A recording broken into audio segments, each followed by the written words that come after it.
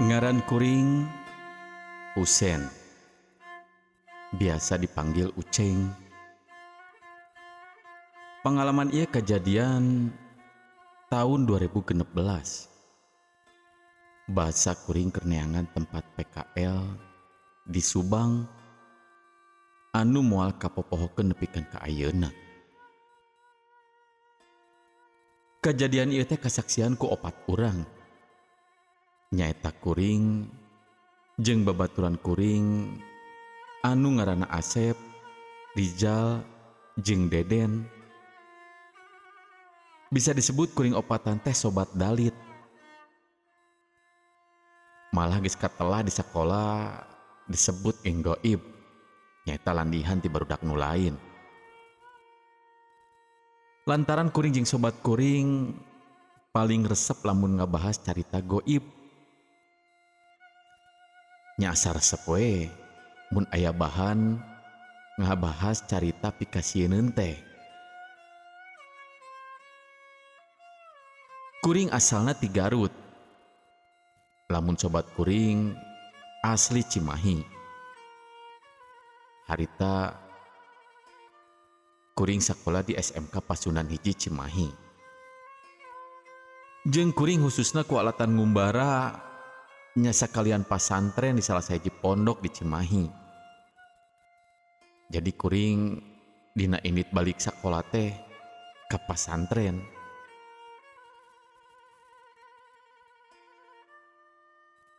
Pengalamannya kejadian basa kuring jeung sobat kuring rek ngalaksanakeun kegiatan PKL. Harita mah PKL teh kudu neangan sewang-sewangan. Antugna aya salah siji sobat kuring anu ngaranna Rizal ngusulkeun PKL di salah sahiji pabrik anu aya di Subang. Anu jadi alasan lantaran aya lanceukna nu jadi karyawan di pabrik eta. Nu akhirna kuring jeung sobat kuring anu sejena mutuskeun jang PKL di Subang. Singket carita, kuring jeung sobat kuring geus rengseng ngalakukeun persiapan jang ka Subang tea. Kuring indit ka Subang teh make 2 motor. Boncengan, samotorna duaan-duaan.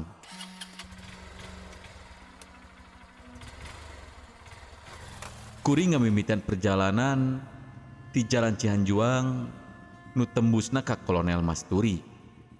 Lantaran harita di Cimahi, jadi leuwih lancar lamun jalan dinya. Dalamun liwat jalan sejen mah sok macet, cek pamikir kuring. Nu kabeneran harita teh malam Minggu.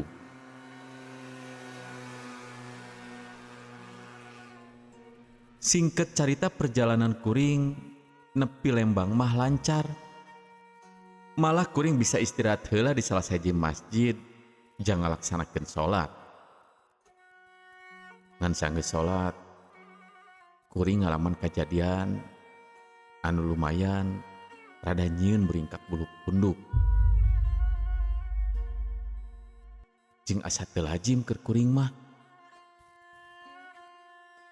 Harita saliwatan pikir kuring, nah ieu teh tanda bakal aya kejadian hak anu teu dipikahayang kitu. Kusabab sabada salat waktu kuring reureuh heula di eta masjid, sabari kuring ngobrol jeung nu jadi babaturan, da harita mah masih keneh di Lembang. Jam nunjukkeun bisa 4:30 sore. Basa kuring keur ngobrol bari reureuh tea, jol aya jalma anu katinggalina siga ODGJ.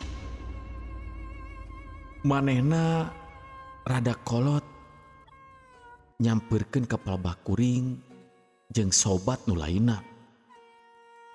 Nya ku kuring ditawaran rokok harita teh. Dan ajan masih sakola ge kuring geus diajar ngarokok jeung sobat kuring teh. Caritana eta lalaki ODGJ teh ngaroko jeung kuring. Manehna jol nanya. Reka mana? Ngadenge pananya siga kitu, nyaku kuring dijawab. Reka Subang mang, cek kuring teh. Tapi basa geus dijawab kitu, manehna ngomong deui ka kuring. Siga anu mere pirasat. Tapi jang, hati-hati. Ulah poho babacaan. Tong malaweung. Ingetnya, ulah poho babacaan. Ingat. Manehna ngomong bari make nada anu serius. Nu mata ka kuring, nu ngadengena jadi was-was jeung jadi kapikiran. Singket carita, kuring nuluykeun deui lalampahan. Malah mah geus ngalewatan tanjakan emen anu harita mah kasohor mitosna. Tapi kuring harita mah teu ngarasakeun hal anu aneh. Harita teh kaayaan geus mimiti poek. Kuring geus nepi di jalan anu pinuh ku kebon karet, palebah kenca jeung katuhuna. Nyating di mana harita teh? Teu lila tidinya harita mimiti hujan jeung angin gede. Tapi kabeneran, basa hujan teh pas pisan aya hiji warung anu aya di sisi jalan. Nya kuring sabari ngiuhan, sakalian we jajan di eta warung. Sabari jajan biasa, kuring jeung sobat teh ngadon ngobrol. Banyol, bari hareureuy. Di tengah obrolan eta, aya hiji sobat kuring ngabejaan. Yen kade cenah, ulah sompral lamun di Subang mah. Soalna harita masih kene kental ilmu mistisna. Nya ngadenge kitu, kuring harita ngadon ngalelewean bari rada sompral. Kuring teu sadar, bari kaceplosan. Lah, mistis-mistis naon? Mun aya jurig mah nya, tah, dihakan ku aing.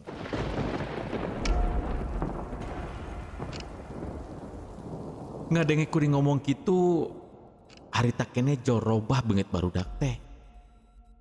Jol siga nu aya dipikasieun. Eueuh anu ngomong saurang-urang acan. Singkat carita, kuring jeung sobat nepi ka Subang. Kalayan nepi di kontrakan lanceukna si Rijal teh.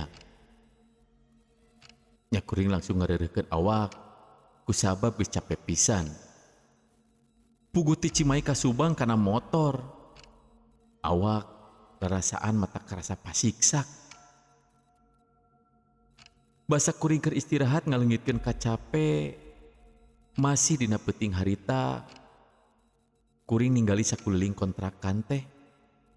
Sing horeng, aya hiji imah kosong. Imah nu geus lila teu ditempatan. Soalna katinggali dina kondisi imahna eta anu mimiti ruksak jeung paroek.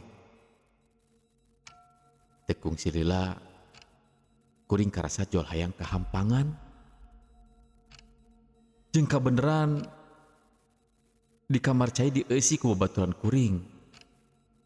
Tidinya kuring teuing kumaha harita pipikiran teh. Harita kuring ngadon kieu di gigireun imah kosong eta. Pugu basa harita mah kuring ngarasa eueuh kasieun. Lantaran can ngalaman pangalaman anu matak pikasieunneun. Basa kuring keur kiih, sobat kuring nempokeun kuring kiih di imah kosong eta. Nya manehna ambek ka kuring jeung ngingetan deui. Meureun kasieun nu jadi sobat, bisi kuring diganggu kudu ngagegeh eta tempat. Tuluy sobat kuring jadi kababawa. Tapi sanggeus kajadian eta harita can karasa aya nanaon pikeun kuring mah. Tapi ke sobat kuring nu tiluan malah mimitikeun terorna harita keneh. Kuring mah ngadon sare tibra dina peuting eta. Eueuh kajadian aneh anu kaalaman ku kuring. Basa kuring keur sare, babaturan kuring nu tiluan mah masih keneh ngobrol. Maranehna bari ngadurukan di buruan kontrakan. Maksud pikeun ngaleungitkeun ka tiris. Tapi aya keanehan basa keur ngadurukan teh. Eta seuneuna hese hurung.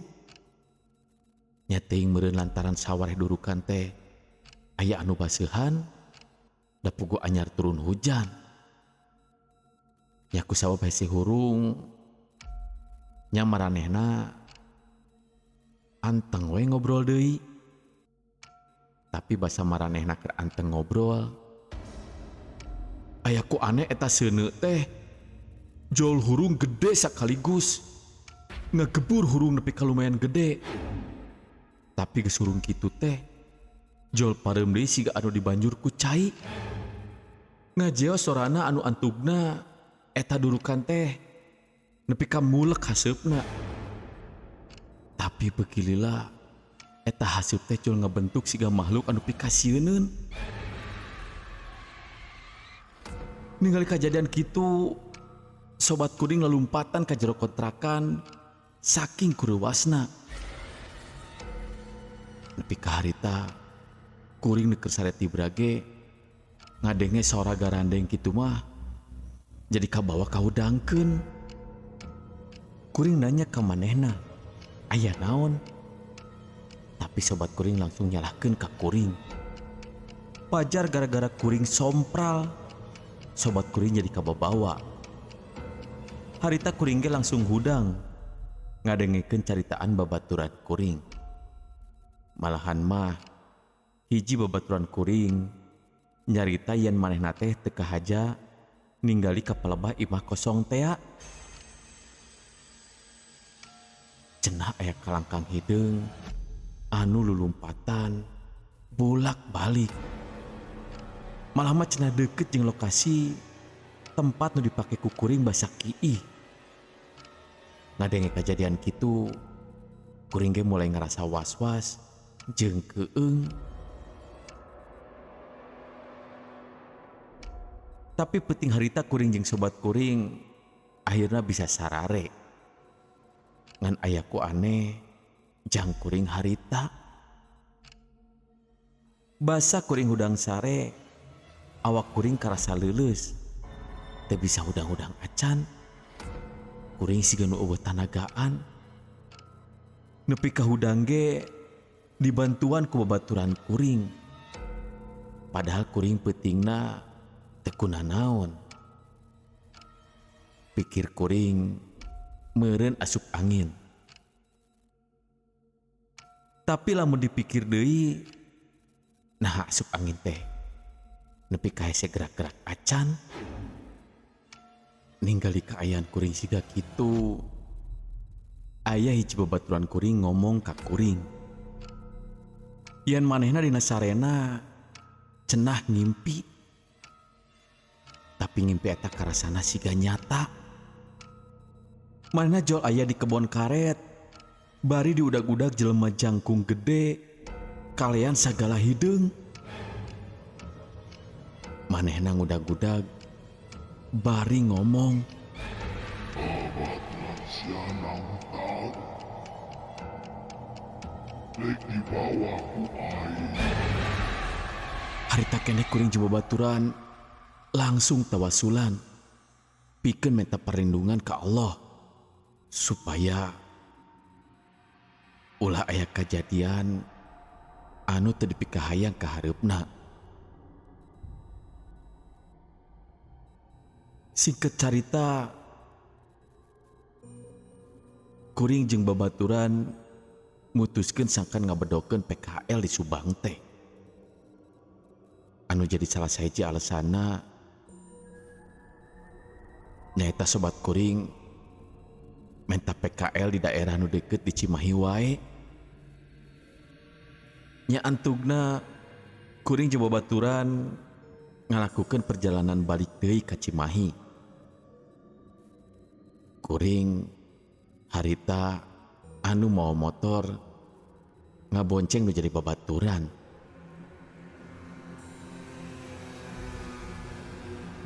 Bahasa nepi di tanjakan emen ngadadak kuring ngerasa hayang kiih deui. Nya kapaksa kuring ka sisi heula. Anu satuluyna kuring kiih di sisi jalan tanjakan eta. Sanggeus ngerasa hampang, nya kuring teu ngalilakeun deui. Tuluy neruskeun lalampahan pikeun balik ka Cimahi. Harita teu kacaritakeun hal anu aneh. Tapi teu lila bahasa asup ka palebah tikungan jalan. Nah kuring gali jalan teh siga anu lempeng. Anu akhirna kuring tidinya labas nepikeun ka nabrak pot kembang nu aya di sisi jalan.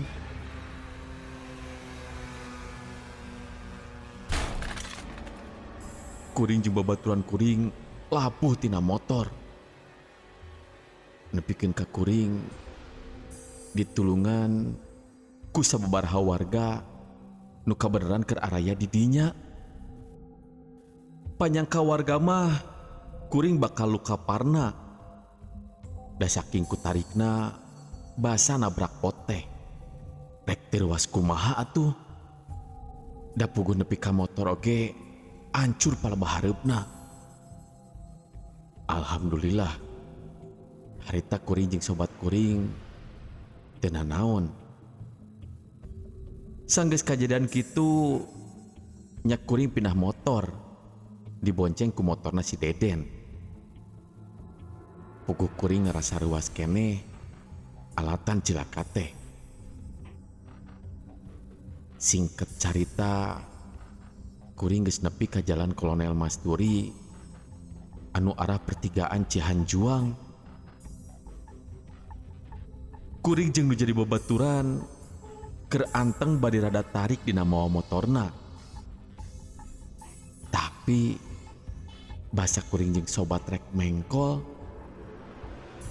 Ujug-ujug aya motor anu ngoloyong siga anu rek nabrakeun maneh. Teuing kunaon alesanana. Teuing tunduh atawa malaweung. Ngan saliwatan katempo ku kuring saacan nabrakeun maneh teh. Katinggali bari mawa motorna teh bari teteupana kosong. Kusabab kuring reuwas jeung nu jadi babaturan harita mah teu bisa karem.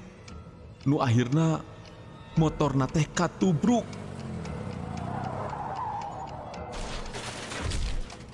Jelemana ngacleng. Sirahna ngaluarkeun getih ti mamana. Saking tarikna tabrakan eta, nya kuring oge ngacleng tina motor. Malahan harita kuring ge nepi ka teu inget di bumi alam.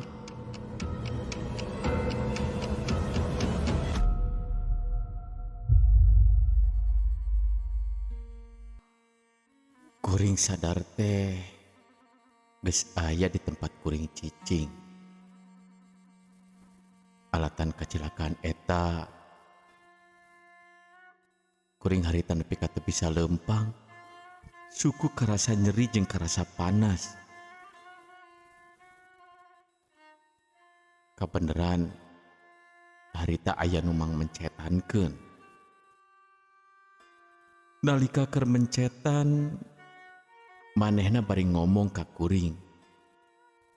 Cenah cek manehna aya anu nuturkeun ka kuring jeung sobat kuring. Anu nuturkeun teh miluna timimiti ti daerah Subang. Kuring ngerasa reuas ngadenge kitu. tuluy manehna komunikasi jeung makhluk anu nuturkeun teh. Yen tetep alasanna anu nuturkeun teh ngerasa kuring jeung babaturan nangtang ka manehna. Malah nambahkeun mun kuring nepikeun ka kaluar getih rek disedot getihna. Harita untungna kuring teu kaluar getih. Ngan jalma anu katabrak teh kaluar getih nepi ka baloboran. Tapi basa kajadian mah eta jalma can maot. Malahan manehna sempat dirawat di rumah sakit. Tapi bener we, 2 poe ti harita menang kabar yen anu katabrak teh maot. Tapi walahu alam, kuring ge teu ngarti kana kajadian eta. Nah maotna aya hubunganna jeung anu tumiba ka kuring atawa henteu. Hiji anu pasti ngeunaan kajadian eta. Mudah-mudahan jadi pelajaran keur sararea yen urang mun ka mamana teh ulah wani-wani sompral.